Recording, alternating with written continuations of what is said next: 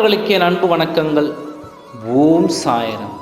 என் அன்பு குழந்தையே, இதை கேட்ட அடுத்த நொடியே உன் துணை உன்னை அழைத்து பேசுவார். உன்னை அழைத்து காண வேண்டும், உன்னிடம் பேச வேண்டும் என்று சொல்லப் போகிறார். நீயும் உன்னுடைய துணையும் சற்று மனக்கசப்போடு பிரிந்து உள்ளீர்கள். இப்பொழுது உனது அன்பானவர், நீ விரும்பியவர் உன்னுடன் பேச வேண்டும் என்று முடிவு எடுத்து விட்டார்.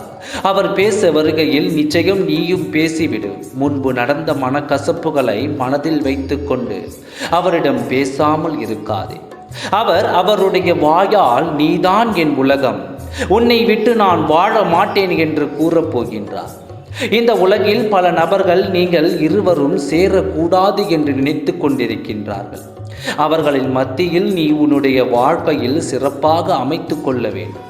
தவறுகள் புரிந்து கொண்டு விட்டால் இனிமேல் நான் அவருடன் வாழ மாட்டேன் என்று முடிவு செய்தால் வீணடிப்பது அவருடைய வாழ்க்கையை மட்டுமல்ல, உன்னுடைய வாழ்க்கையும் தான்.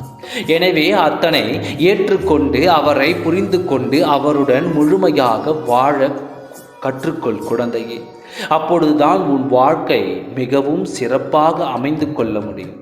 அவரே உனக்கு அழைப்பு விடுப்பார். அவருடன் சந்தோஷமாக பேசி அவருடன் சேர வழிவகுத்துக்கொள்.